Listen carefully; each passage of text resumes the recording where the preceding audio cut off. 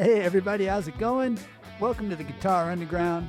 I'm Neil Santos, your host, and today we're going to be talking about backing tracks and jamming along with backing tracks and how that very thing that you're using to practice might be the thing that's slowing your progress down out in the real world. So we're going to get into 5 reasons that backing tracks might be holding your playing progress back, and then we're going to look at 5 actionable steps that you can take to kind of turn that around and use it as a force of good in your practicing regime rather than something that's hindering you. And I don't know where all these big words are coming from, but I hope they keep coming. Anyway, we're going to keep it simple. We're going to show you a couple things that you can do to just make it a lot easier on yourself when you jam with backing tracks, which I do all the time. I love jamming with backing tracks. We have a Twitter jam, an X jam, whatever you want to call it, Twix. Over there, PW Improv Jam. Every Monday, I post a new track, and we people from all over the world jam to it. It's fantastic. It's a way to show up in every week and at a performance level where you need to, like, this is going out, people are going to see this, right? It's not just jamming by yourself. But the point is, jamming with these tracks is invaluable. I mean, the ability to practice along with music and hear how your leads are, sounding in context of a song, it's a fantastic tool to use if you use it the right way and if you know what its limitations are. All right, so let's get into it. We're going to look at 5 reasons that maybe jam with backing tracks, you're not getting the most out of it. Maybe it's hurting you a little bit. All right, so let's see. It's practicing with backing tracks is kind of like practicing basketball shots alone in your driveway. This is something I wrote here. Versus playing a real game with defenders, right? So when you're playing by yourself, notice I didn't say with, you are able to control the environment. There's no sort of variables, no unexpected things happening to you while you're doing it, right? As opposed to playing in a game with other people or playing live music where other people are creating the backing track with you, right? Or for you. So yeah, let's take a look at number 1. What is holding you back? So backing tracks, like I'm saying, backing tracks remove uncertainty, but maybe too much, right? The track, it has perfect timing. There's no variations. Maybe the track gets louder and softer and there's different dynamics, but there's no variation in time. There's no variation in, I want to say arrangement. Typically, like sometimes some backing tracks are better than others, but live, the bass player might just drop out or the drummer might change the beat for a section and you have to react to that. You have to understand how you can be better, at listening and reacting to the backing track, So when you play live or when you play the backing track, you know when the chord's going to change every time. Sometimes live, people, I don't want to say mess up, but improvise freely as far as the arrangement goes, So the result of this is that you're not listening, right, to the track. You're anticipating. You know when things are going to happen, so you can be there. You can rely on it. You can hang your hat on it, as some people say, because it's always going to be there. So improvising isn't about knowing what's coming in the real world. It's about reacting, like we said, to what's happening. So that's number 1. Is backing tracks can be too predictable and steady, which is great when you're working stuff out, but that's not really preparing you for the real world and the way things are, right? Number two is maybe you're just practicing scales and not music, right? Maybe you're just running up down the scales to the track because it's great. It's almost like a metronome. It's solid.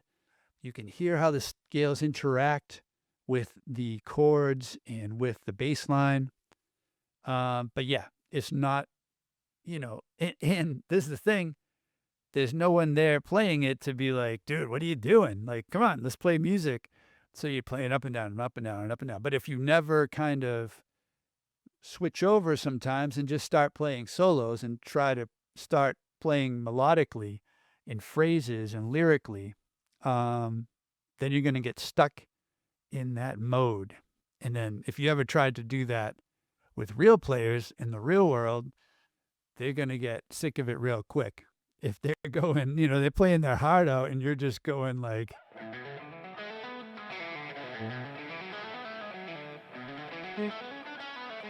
they're going to be like, all right, let's play something else or whatever. Or do you guys know any other guitar players?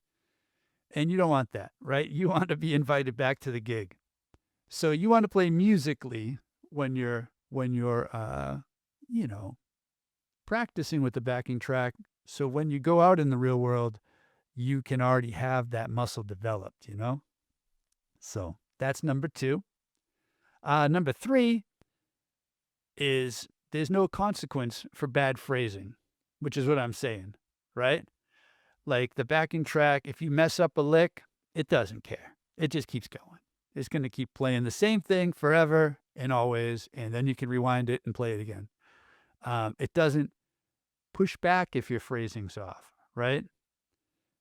If you're playing too many notes and stepping all over the backing track and rushing your timing, it's not going to react. It's going to keep going like nothing happened because to it didn't, right?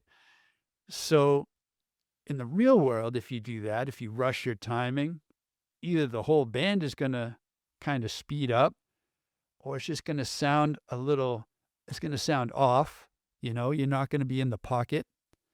If you mess up a note or hit some weird rhythm live, maybe it sounds weird and people give you a weird look, or maybe the band is listening and they're reacting to you, right? And so then they start mimicking that strange rhythm that you did, doubling down on it to make it an artistic choice.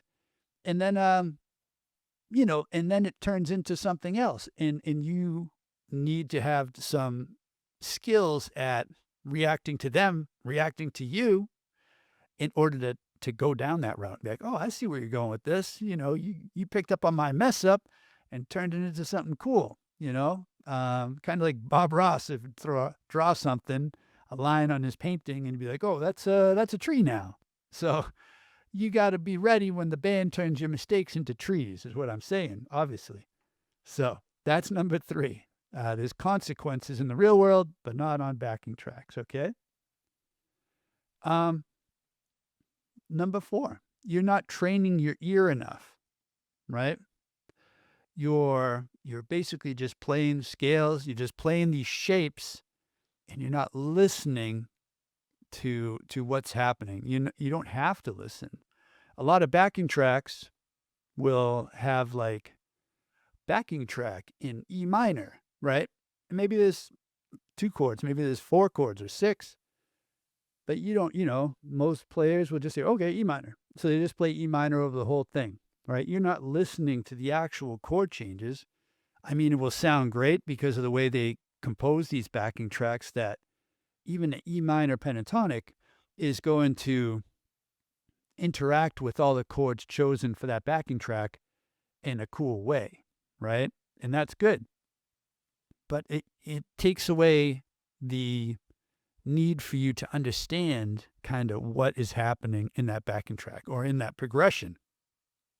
If you were playing with your buddies and he goes, oh, here's a chord progression, and then you play it and he shows you the chords or she shows you the chords, and then you're like, okay, I know what I can play over that. He doesn't say, hey, I wrote this progression in E minor. Maybe he does, or they do. But it's better if you can identify what the chords are, understand what key that's in, and maybe make choices based on that, rather than just sticking to one scale. Maybe now you take it to the next level and you're picking a scale for each chord, right? And you understand what's going on with the chords, and how to interact with them, rather than just saying, here's one just blanket scale I can play over everything, right? And then just instead of doing shapes, maybe internalize it. Maybe don't look at the shapes. Maybe just listen to how the notes you're playing are interacting with the chords that are being played.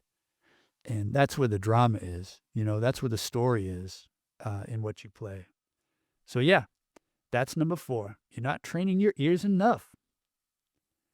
And then point 5, it creates a false sense of progress, right? You have great solo sessions when you're alone, but when you play with others, it's not the same. There's no improvement there. I feel like you're improving because when you're at home, things sound good in a controlled environment. So, backing tracks definitely have their place, but you got to understand how it affects you musically. It's not a real life environment, is what I'm getting across. All these points kind of point to that, I guess. But comfort isn't progress, right? It's just familiarity. So if you're comfortable playing over a lick, even like 2 chords, is different when you bring it into the real world, because the bass player maybe doesn't play the same bass line 50,000 times in a row. Starts improvising too. And now the bass line is up here. And you're like, oh, well, instead of playing up here, maybe I play down here. And you guys switch. You switch areas of the neck, Or the drummer starts laying down, turns it into a reggae groove. And you're like, okay, all right. And you got to know, what does that mean? This is stuff that won't happen when it's just a backing track and it's consistent, right? So to really understand how you're progressing, play with others is what I'm saying. All right. But cool. All right. So that's the 5 reasons that maybe you're not making as much progress as you'd like to using backing tracks. Maybe there's ways, which I'll get into, that you can start improving with the backing tracks. So when you get in the real world, you're prepared. All right.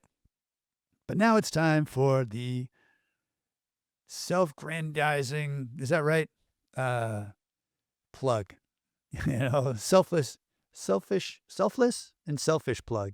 I just say I put this in there because I teach stuff and I want to tell you about it. So I'll try to get through this quickly and painlessly, all right? So I want to tell you real quick about the Pentatonic Expedition course that I'll be launching on May 1st. You can already buy your spot. And what it is a 2-hour masterclass on Friday, May 1st. At this point, that's the next trek. And what we'll do is meet up, and I'm going to show you all the possibilities of the pentatonic scale, from I don't know the 5 shapes to now I can apply them like a fusion master. I know all the ways that the pentatonic scale works, It's going to be fantastic. It's 2 hours, a whole group of people. We're going to meet up live. You're going to get a workbook that goes along with it with detailed descriptions and diagrams and everything. The replay will be available afterwards on a customized site just for members with all sorts of interactive graphics that I put together. It's going to be fantastic. And the whole thing, all of this is $29 just for the course. You can just show up and it'll blow your mind. I'm telling you, there's so much you're going to learn about. Chord soloing, you're going to learn about dominant pentatonics. It's going to be action-packed. 2 hours. So I hope to see you there. It's the Pentatonic Expedition. Check out pentatonicway.com. if you want to learn about that. And yeah, commercial done. Psh, thanks for listening. Let's get into 5 tips, practical tips that you can use today in your playing to help you get better at playing with backing tracks. All right. So the first thing I kind of touched on was taking it to that next level. So limit yourself to 1 scale per chord. All right. So I have a backing track here, and I'll share my screen. This backing track is B minor to E, right? So if we go to our handy little scale trainer here, I got B minor, and then I go to E major. And you can see, if we just take these 2 pentatonic scales, we should be able to jam over this. All right, so I'm going to demonstrate this real quick. We're at for you guys listening at home, we have the 7th fret, the first shape of the pentatonic scale. Sounds like this. Right? That's for the B minor. And then for the E major, we're going to stay at the 7th fret, but we're going to switch to the 5th shape of the pentatonic scale. What that does is makes it so we're playing E major pentatonic right there. All right? So I'm going to just take one. I'm going to switch scales with the chords, right? 1 scale per chord. All right? So here's B minor to E. There's B minor. There's E. All right, here we go.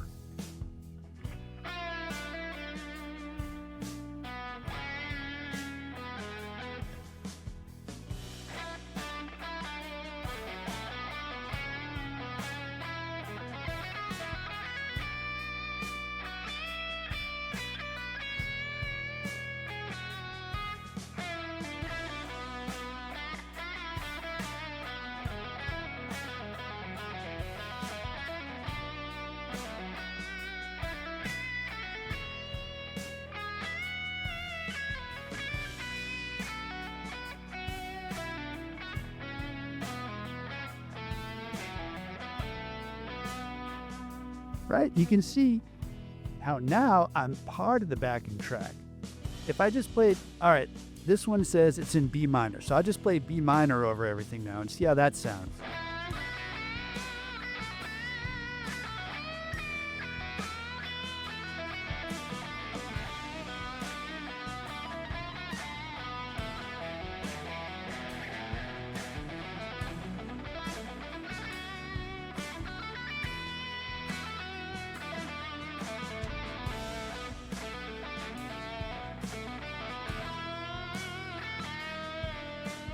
All right, I mean, it sounds good, but that's like when you feel like you're stuck in the box, right? You're like, nah, it just sounds the same. Like I'm playing the same thing all the time. I'll switch to the other way now and see if you can hear the difference. All right, so.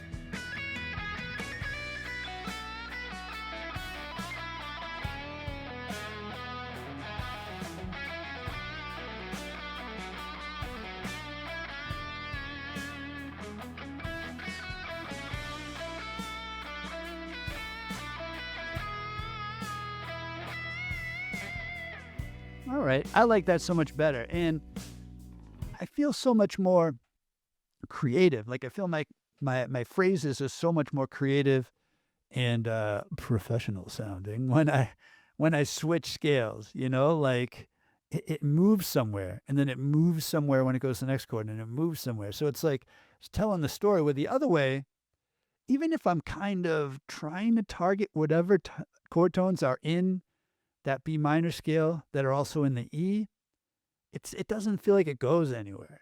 It's just kind of floating above everything.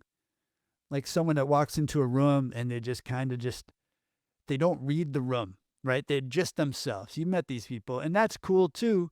But no matter what room they're in, they're always themselves. So if they go to a funeral or a party, it's the same thing. They go to the party, they're like, hey, what's up, everybody? And they go to the funeral, like, hey, what's up, everybody? And you're like, aha, sold so-and-so. And then they're always the same.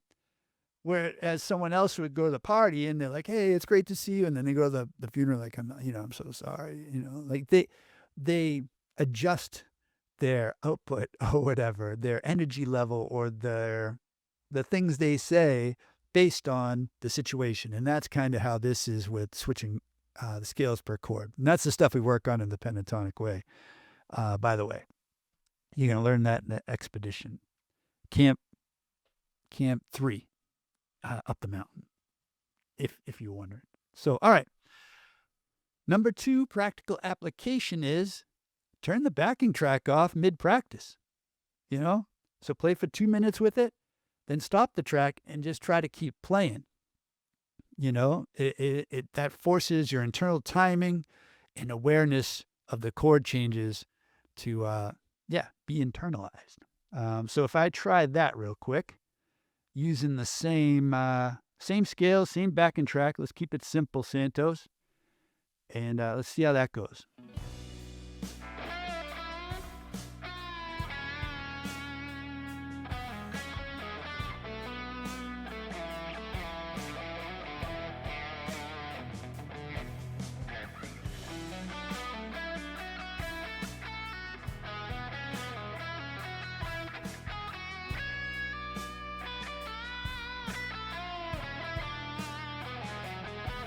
Now pause it.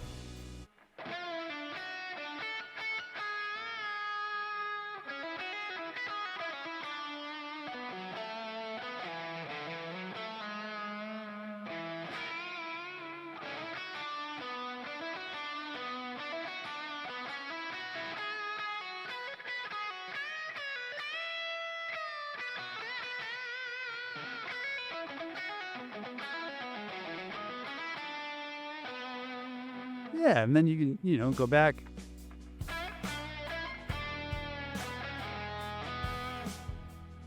Anyway, you can see that if you do it, then you have to kind of keep that pulse. You got to remember where it was and try to keep it solid.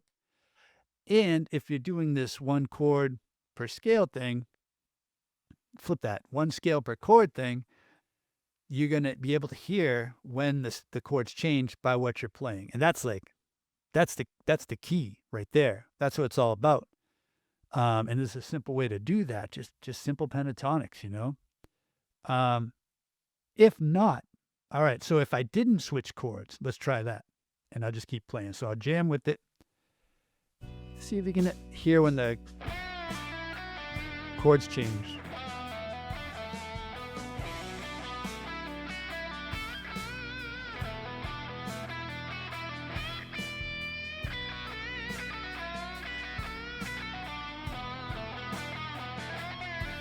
We'll pause.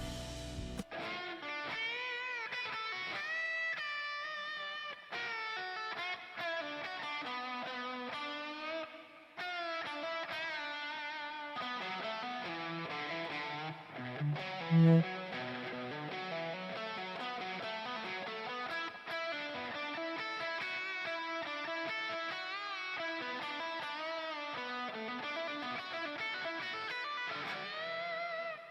Like your drummer wouldn't know what chord you're playing at that point. It'd be like, I don't know where we are. They end up stopping or going to the next part too soon or something. So yeah, that's a good trick. Just play with it, then stop it. And then jump back in and turn it on again. Just try to alternate. Maybe that'll help kind of get your internal clock moving, right? All right. That's number 2. Number 3 is play a call and response with yourself, right? Play a short phrase, pause for maybe 2 beats, and then answer it.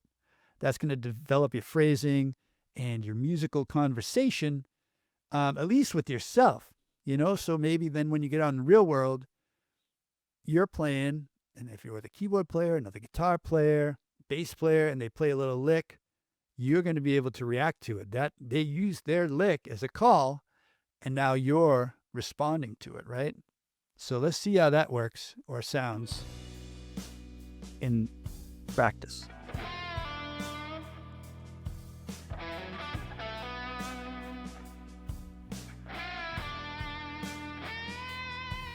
So that was the call, the response.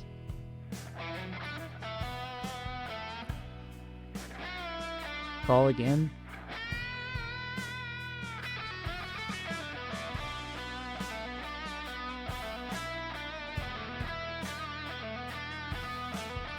So that first part was the call, I guess, Then response. Cool. That's just using one scale. Now, if I switch scales, it gets easier to do the call and response. So here's, wait for it to come around.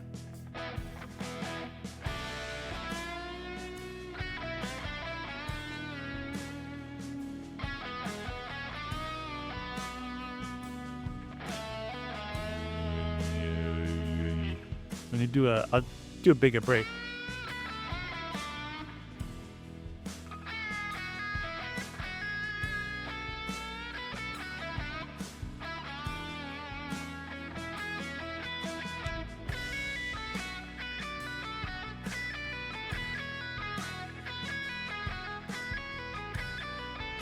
Call.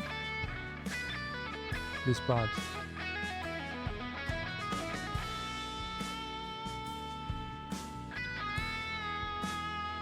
Call can be just one note. Is the call. Response.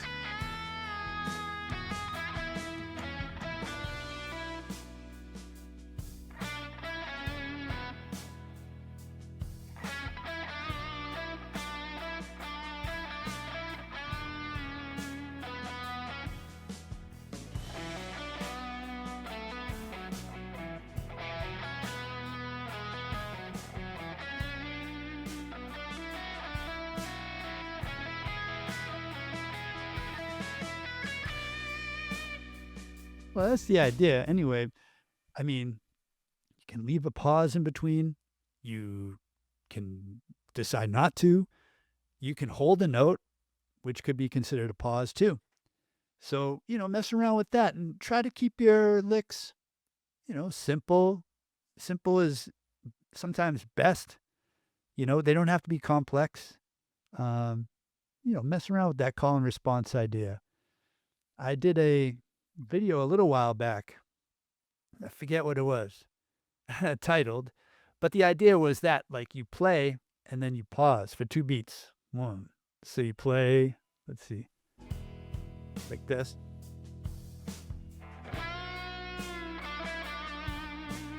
One, two. 1, 2.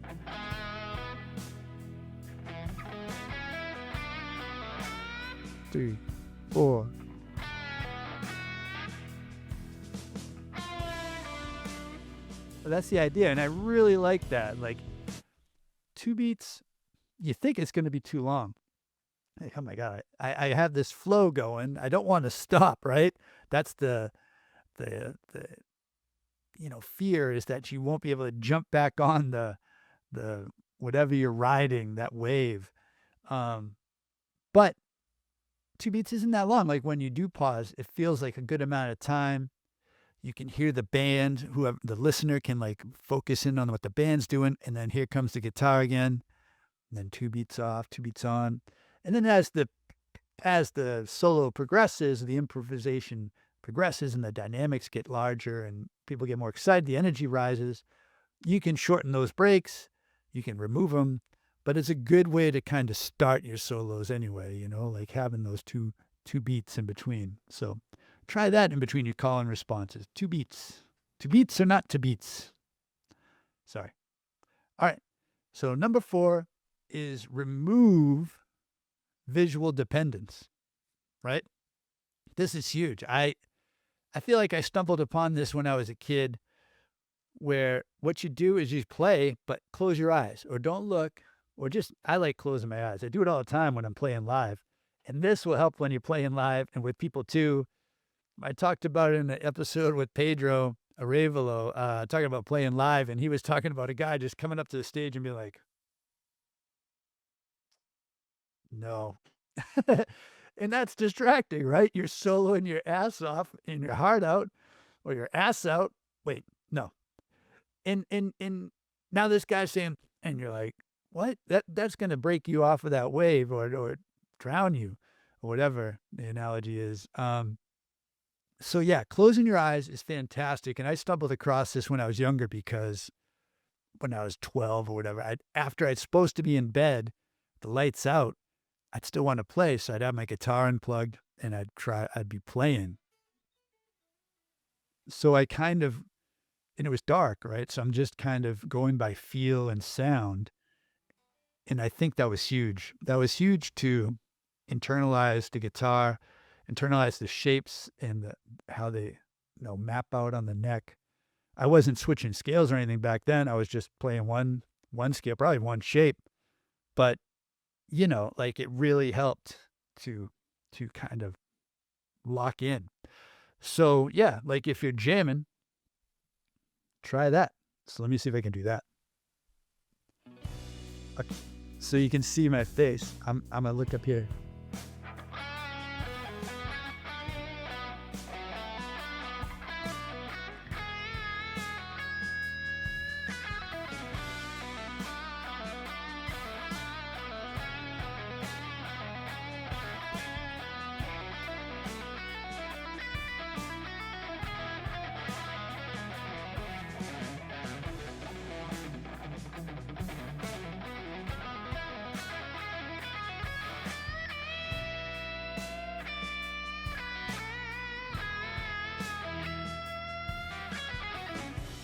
All right, cool. I don't force you to like look at my guitar faces as I play any longer, but that's the idea, right? And if I'm doing it live, if I'm improvised, I would just close my eyes. I know it's probably not the best theatrically for the audience, and I bet that's why a lot of players wear sunglasses, right? Because they're doing the same thing when they're making weird faces or whatever, or like, or just spacing out, like, which I do too. So it's better if you close your eyes. But yeah, that way, if someone drops something or falls or is looking mean or I don't know, takes their clothes off, it's not going to distract me if they're in the audience. Or if you're with your band, you want to connect with your band. So that can kind of cause, obstacle to connecting with your drummer or connecting with your bass player. But most of the time, it's like at the end of the solo, you open your eyes and be like, all right, like this is the last one or whatever, do a thing. So yeah, removing that visual dependence is going to help you. It's going to help you develop your ear and your fingers, the feel of the neck and how it's supposed to feel, right? So another thing you can do is record all this. I'm a huge fan of this, as you know. So we do those things on Twitter. We do them in the membership Monday nights. Like we have a challenge and people show up and it's a step up from the Twitter jam because we chat with each other and we give feedback, celebrate wins rather than just on Twitter like, hey, cool, man. So I feel like recording yourself is the best thing you can do. Like you couldn't do it back in the day. It's such an opportunity to get the most out of your practice because we all have phones, we all have video cameras, and no one has to see these things except for you, but you're going to get a different view of what you're doing. You're going to be able to critique yourself better by recording. And it's just such a gift to be able to do that. So I would try recording all of these tips. So, record yourself playing the track and then stop the track and keep playing. See if you can hear where the chords change. See if your timing is still spot on. If you're phrasing, if you can imagine the backing track behind it, then I think you're doing all right. Try the call and response thing. Say if you feel like 2 beats is too long, listen to it, like back to the recording, and maybe you'll be like, no, this was that was perfect or whatever. Maybe I could even go longer. So yeah, try all this stuff recording, and that's gonna totally just accelerate your practice and your progressions. Anyway, yeah, backing tracks aren't the problem. Relying on them too much maybe is, right? So if you're feeling stuck, it's not because you're not talented. You've been practicing in a way that doesn't encourage you to perform well in the real world, I guess I would say. So, if this helped, make sure to follow the podcast and share it with another guitarist who might be stuck in that same backing track loop, all right? Yeah. Real improvement doesn't come from controlling the situation. It comes from learning how to respond to the situation. Yeah. I'll talk to you guys next time. This is Neil with the Guitar Underground, and keep on picking, everybody. Take care.